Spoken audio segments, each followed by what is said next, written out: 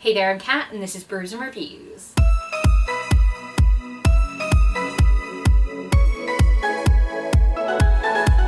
In today's video, I'm going to be telling you guys about all the books that I read in October, and let me tell you, it was not a good reading month for me. I feel like this was the worst reading month I've had all year. I DNF'd 2 books, which is not really like me, and then I got into a massive slump towards the end of it, and I just feel like it was a bad month.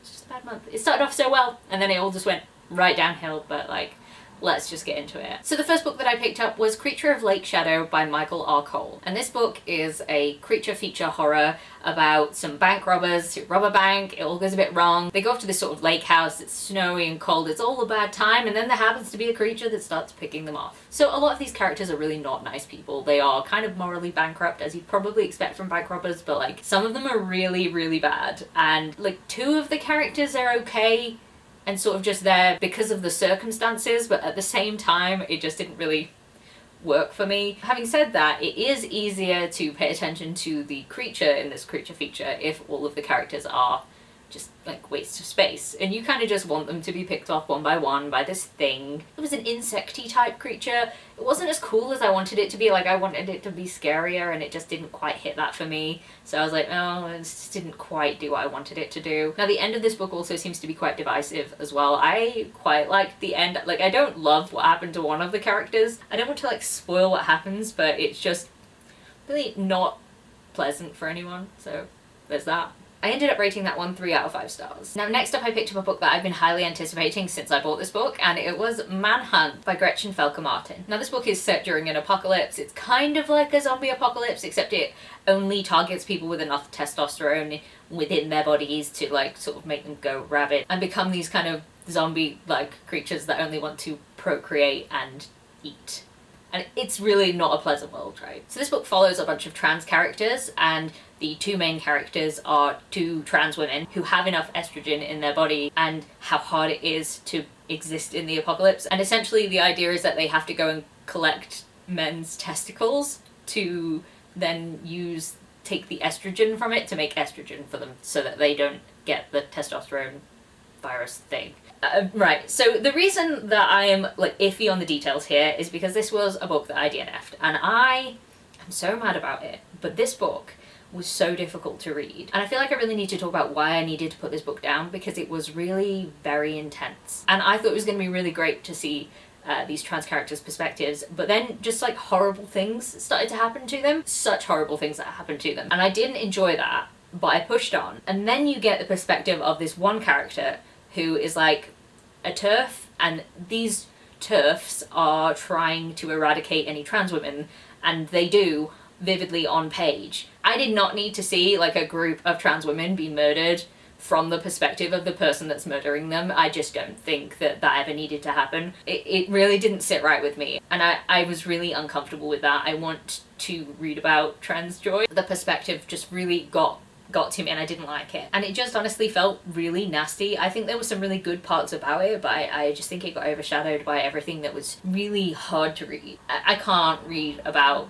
the violence being perpetrated on trans women from their abuser. I just can't do it. It just wasn't good for my mental health, so I was just like, I'm DNFing it, and that's why I DNF'd it. And it sucks because I want to support trans authors, and this is just not the way to do it. This is not the book for me to do that with, so it's unfortunate, but it was a DNF. Next up I picked up Apprentice to the Villain by Hannah Nicole Mehra. This is the sequel to Assistant to the Villain, and it follows directly on from the first plot. It's about a sunshine assistant who works for a grumpy villain, and there may be a romance involved. There's a lot of sort of hijinks happening, and honestly this was a great palate cleanser after Manhunt, because Manhunt really lowered my mood and this just brought it right back up. It's very humorous and I just really enjoyed it. Although one thing I do have to say about this, that I'm kind of annoyed that the romance kind of goes backwards in this book, and I know it's to like increase the slow burn, because like they make progress and then it's like, oh no, everybody step back 10 steps, and it just kind of annoyed me. So it's fine. I know there's at least 1 more book, maybe 2 more books in this series, and I just hope the prophecy storyline doesn't get stretched out too much, but we'll see. It's still fun. I'm still enjoying it. I'm still gonna read it, even if it does, because it's just like nice and easy on my brain. Next up I picked up The Last Chance Library by Freya Sampson, and I don't have this one with me because I gave it to my mum. This book was given to me by Emily from Novelle Novels, and I decided to read it as a holiday read. I'm a bit confused about this one because on Goodreads it says the title of the book is The Last Chance Library, but the book copy that I had was The Last Library, and I feel like The Last Chance Library makes more sense in the context of the book. So basically we follow this woman that works in a library, and she's kind of been in a rut since her mum died. She doesn't do anything, she doesn't have any friends, she's kind of socially awkward. And the council say that they want to shut down the library, so then there's a group of people who love the library that try and fight to keep it open. I think this was a little bit predictable, but in kind of a good way. And the main character did drive me insane for the first 150 pages until she like grew a backbone. She just let everyone walk all over her, and it drove me nuts because I could never. But yeah, this ended up being a really nice found family story about a library, so win. I give this one 3.5 out of 5 stars. Then next up we have The Dark Prophecy by Rick Riordan. This is the second book in the Trials of Apollo series, and I was buddy reading this one with Emily from Novelle Novels. This is so far down in the Percy Jackson verse that I don't really want to spoil anything that happens, but I really enjoyed the setting of this book and the characters that we were focusing on. There was something about this one that felt really fresh, and I like that Apollo is sort of growing and he's sort of developing as a character, and I think that will be really interesting to see as we progress. I don't think the villain in this one was particularly strong, but I think that was intentional because they even mentioned that in the book, that the emperor that is being faced in this book is kind of like the weak one, so I predict that the third book is going to be more exciting than this one. Even though this one was exciting and had a lot of things going for it, it just like didn't have like the strongest of villains. Also, there's a mythical creature death in this. I really did not enjoy it, and I just thought that that was just really rude, and I'm gonna be mad about it forever. So I gave this one 4 out of 5 stars. Next up I picked up Pole Position by Rebecca J. Caffrey. This book is essentially red, white, and royal blue with Formula 1 racing. Now, I'm not a massive Formula 1 fan.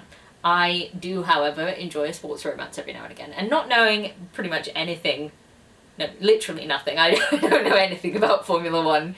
I did not find that that impacted me reading this book at all. It was fine to read, and it's kind of a teammates slash rivals to lovers kind of thing. They kind of hate each other at first, and they get there. They're very different personalities, and I enjoyed that a lot. So essentially this book is about the guy who is #1 in his racing field. Oh god, I really don't even know the terminology, it's pathetic.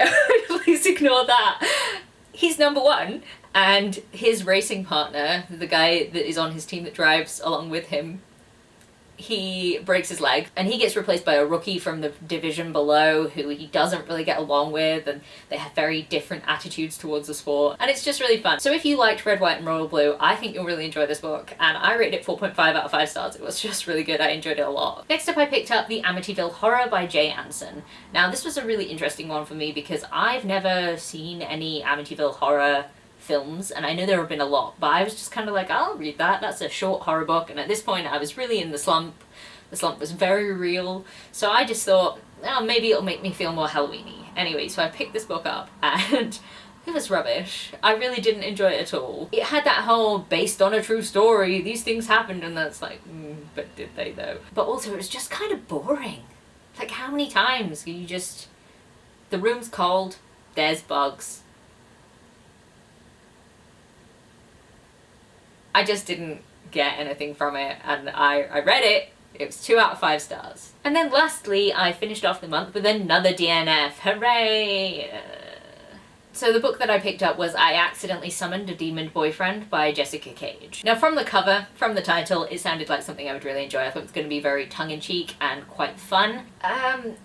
So the whole first chapter was about the main character who went on a date with a guy who she gave a lift home to, and his butt crack was on her leather seats of her car, and he left booty juice, direct quote, on her front seat, and she needed to get a whole new car because that was not acceptable. And while yes, that would be highly unacceptable, she went on about this for like chapters, and she's like, oh, it's a really terrible date, blah blah blah blah blah. Anyway, she summons this demon boyfriend by getting drunk and like dancing around half naked with the moon in the window, and then they bang, and then it's like a whole forced proximity sort of thing, which is fine. I don't think I really got into either of the characters' heads, and some of the things that they said just really got on my nerves, and I was like, I want to like you, but I don't. There's something about the way the story is being told that they're just kind of mean, and well, he's not that mean, but she's really mean, and I didn't didn't enjoy it. And it also had these sections where it was like long and ongoing about certain things that you just couldn't care less about, and then like a switch is flicked and then we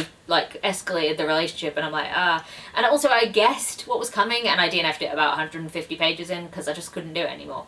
I just didn't care. And I think this is more of a DNF because I didn't care and I was slumping than it is because I hated this book. I don't think I hated this book, and on any other month I might have finished it and given it a 3 out of 5 stars, but I just didn't care.